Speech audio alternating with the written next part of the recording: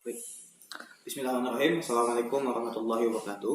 Perkenalkan, saya Fendi Agus Syaputra dari jurusan Sosiologi Angkatan 2017.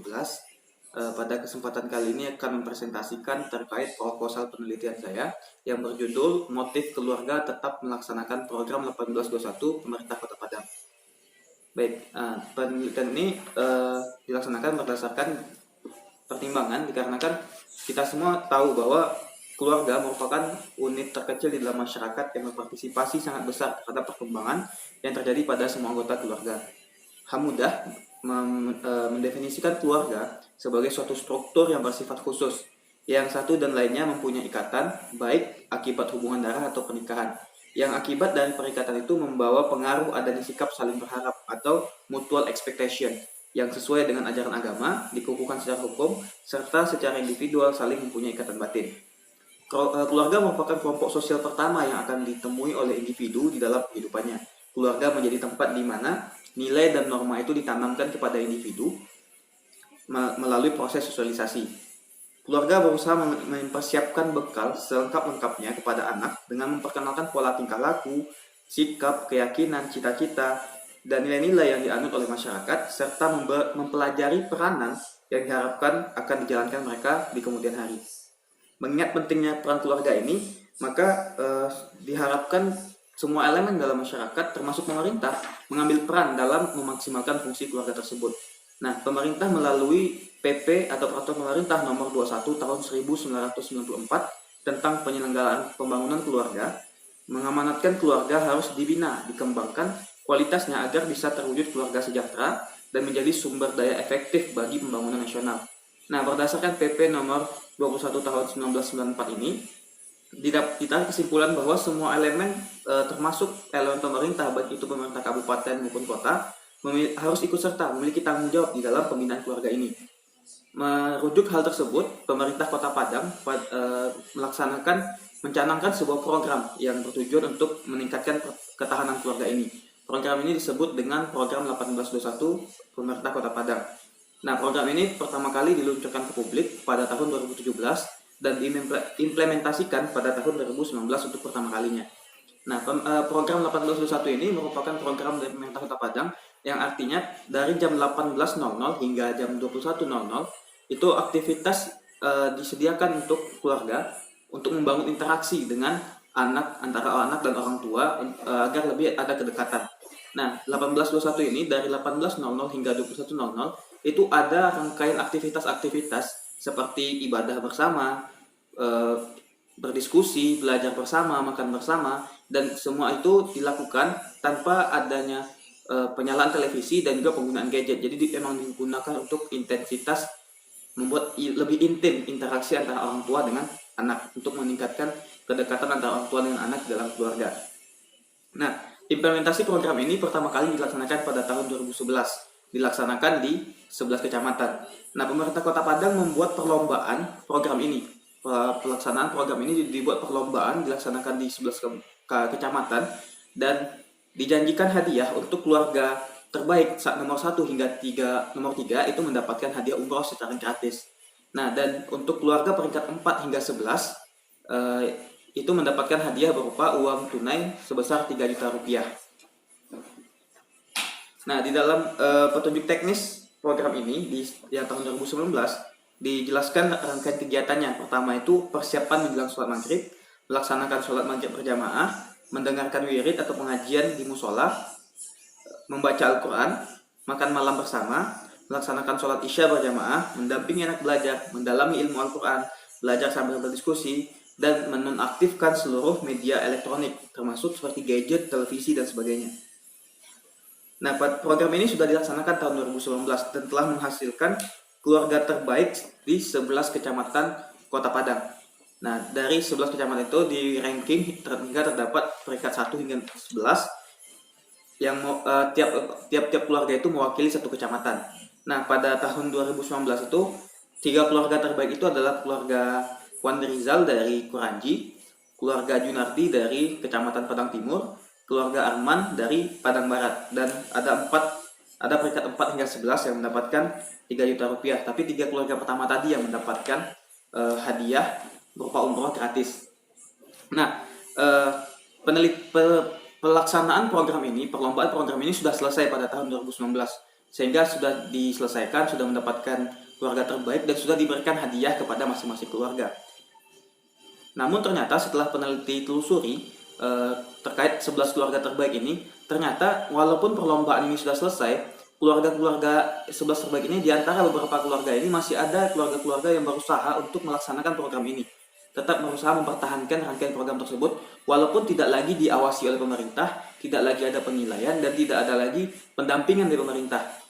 Nah, tapi mereka tetap mempertahankan pelaksanaan program tersebut hingga pada tahun ini, masih hingga pada hari ini. Jadi keluarga tersebut masih berusaha bagaimana caranya ada rangkaian aktivitas yang didapatkan pada 1821 itu tetap bertahan di dalam keluarga mereka. Nah, dari hal ini peneliti memiliki ketertarikan untuk melakukan penelitian tentang apa motif keluarga ini sehingga mereka tetap melaksanakan program ini walaupun tanpa pengawasan dari pemerintah. Nah, selanjutnya rumusan masalah. Berdasarkan latar belakang tadi yang seperti peneliti sampaikan sebelumnya, peneliti menarik sebuah rumusan masalah, yakni apa motif keluarga tetap melaksanakan program 1821 ini. Selanjutnya itu tentang tujuan penelitian. Pertama, tujuan umum. Tujuan umum dari penelitian ini adalah untuk menemukan motif keluarga tetap melaksanakan program 1821. Selanjutnya tujuan khusus. Yang pertama itu mendeskripsikan di cause motif keluarga mempertahankan rangkaian kegiatan program 1821 pemerintah Kota Padang. Dan tujuan khusus yang kedua untuk mendeskripsikan in order to motif keluarga mempertahankan rangkaian kegiatan program 1821 pemerintah Kota Padang. Selanjutnya itu manfaat penelitian. Nah, dari manfaat penelitian ini secara aspek akademis, penelitian ini diharapkan sebagai sumbangan pemikiran bagi disiplin ilmu sosial, terutama disiplin ilmu sosiologi, khususnya sosiologi keluarga, serta sumbangan bagi referensi jurusan sosiologi. Nah, selanjutnya secara aspek praktis, penelitian ini diharapkan menjadi acuan nantinya, tambahan acuan bagi instansi terkait seperti pemerintah, khususnya pemerintah Kota Padang yang memiliki program ini, dan juga acuan bagi lembaga keluarga. Nah, selanjutnya itu masuk ke bagian tinjau pustaka. Yang pertama, konsep motif. Nah, motif ini adalah kekuatan yang ada dalam diri individu yang mendorong individu tersebut untuk berbuat atau bertindak. Nah, menurut Munir, semua orang yang berakal sehat itu melakukan tindakan pasti memiliki tujuan dari tindakan tersebut. Perbuatan itu sendiri dilandasi oleh adanya suatu daya di dalam diri seseorang yang memaksa orang tersebut untuk berbuat sesuatu. Daya dorong inilah yang disebut dengan motif. Nah, selanjutnya konsep tentang program 1821 pemerintah Kota Padang. Nah, program ini seperti yang dijelaskan di latar belakang sebelumnya, bahwa dilaksanakan ada rangkaian aktivitas yang dilakukan dari jam 18.00 hingga 21.00. Nah, aktivitas tersebut bertujuan untuk meningkatkan ketahanan keluarga, khususnya interaksi antara orang tua dan anak di dalam keluarga. Nah, program ini dilaksanakan dalam bentuk perlombaan dan dilaksanakan pada tahun 2019, menghasilkan 11 keluarga terbaik di masing-masing kecamatan yang mewakili masing-masing kecamatan, lalu di ranking hingga mendapatkan ranking 1 hingga 11 terbaik di Kota Padang. Nah, keluarga-keluarga tersebut memiliki kriteria yang dinilai di dalam implementasi program tersebut, seperti keluarga yang masih mempunyai anak usia di bawah 18 tahun, keluarga yang melaksanakan ibadah sholat maghrib dan isya berjamaah di masjid musola, keluarga yang memanfaatkan waktu jam 18.00 hingga 21.00 bersama orang tua dan anak, keluarga yang mampu untuk membuktikan kepada tim penilai melalui wawancara sesuai indikator penilaian, keluarga yang mampu mengesampingkan sarana dan prasarana elektronik yang dapat mengganggu kebersamaan orang tua dengan anak. Baik, selanjutnya itu tinjauan sosiologi. Nah, pada penelitian ini peneliti menggunakan teori fenomenologi, khususnya teori fenomenologi dari Alfred Schultz. Nah, jika merujuk buku George Reiser yang berjudul Sosiologi Ilmu Pengetahuan Paradigma Ganda, teori fenomenologi ini dikategorikan sebagai teori yang termasuk di dalam paradigma definisi sosial. Karena George Reiser itu membagi sosiologi itu di dalam 3 paradigma. Yang pertama itu paradigma fakta sosial, yang kedua paradigma definisi sosial, dan yang ketiga paradigma perilaku sosial. Dan teori fenomenologi termasuk di dalam paradigma definisi sosial. Nah, pada penelitian ini, peneliti menggunakan teori Alfred Schutz yang menjelaskan bahwa terdapat hubungan antara pengetahuan dengan pengalaman sehari-hari atau perilaku sehari-hari manusia. Menurut Schutz, tindakan subjektif para aktor tidak muncul begitu saja, tetapi ia ada melalui suatu proses yang panjang dan dievaluasi dengan pertimbangan kondisi sosial, ekonomi, budaya, norma, etika, agama, dan sebagainya atas dasar tingkat kemampuan pemahaman sendiri sebelum tindakan itu dilakukan. Nah, Alfred Schutz berpendapat bahwa keseharian senantiasa merupakan suatu yang intersubjektif dari pengalaman penuh makna dari individu atau aktor tersebut. Nah, menurut Schutz terdapat hubungan antara pengetahuan ilmiah dengan pengalaman sehari-hari dan dari kegiatan di mana pengalaman dan pengetahuan itu berasal.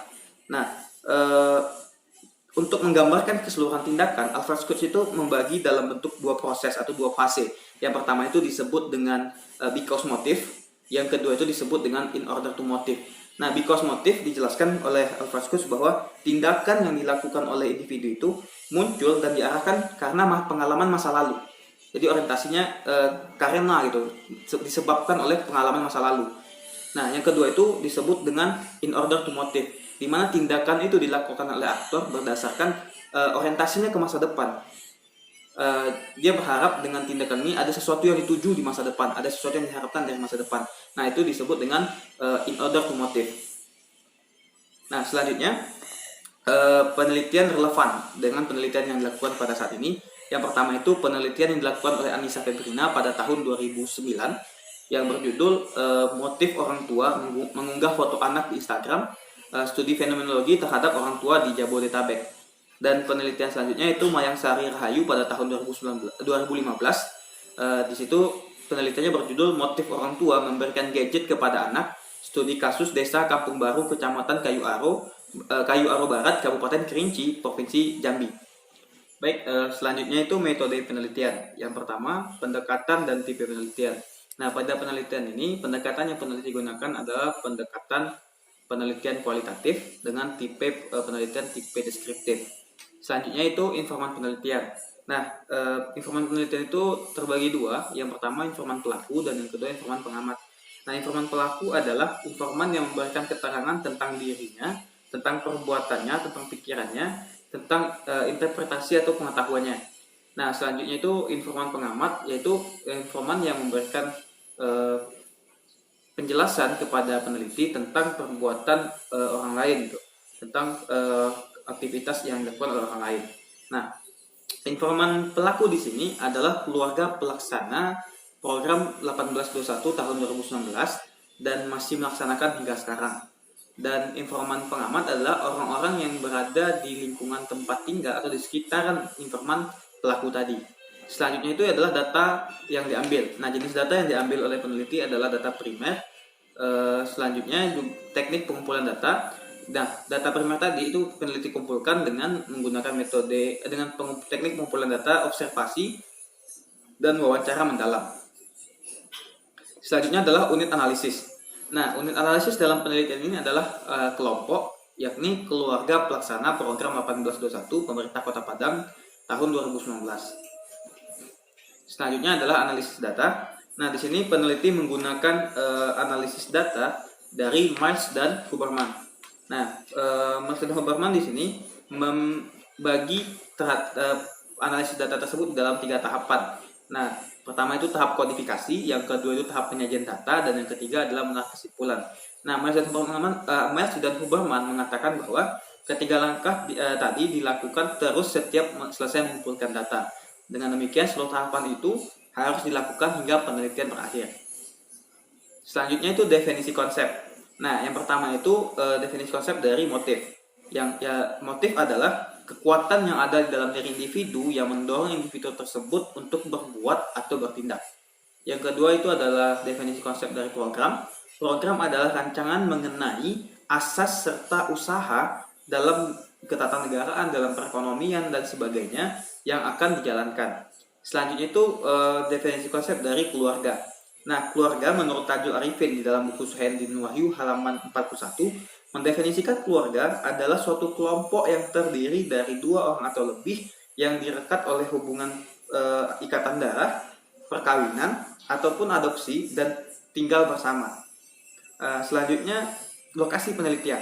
Nah, pada penelitian ini, lokasi yang menjadi daerah yang menjadi lokasi penelitian kali ini adalah Kota Padang, yang merupakan karena Kota Padang ini merupakan daerah di mana program 1821 tersebut diimplementasikan. Selanjutnya itu jadwal penelitian.